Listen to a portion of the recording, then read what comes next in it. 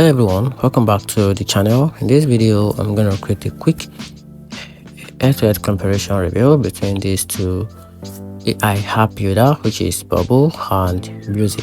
So let's quickly dive into it. Talking about Bubble gives you full control to build powerful web app with no coding.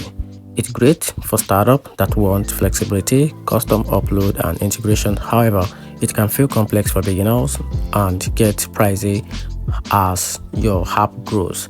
However, Buzzy focus mainly on speed and simplicity. Describe your ideas or import a Figma file and it builds your app instantly. It's perfect for quick launches and MVPs, but offer less control, and it isn't as proven for large projects. So if you want customization, choose Bubble.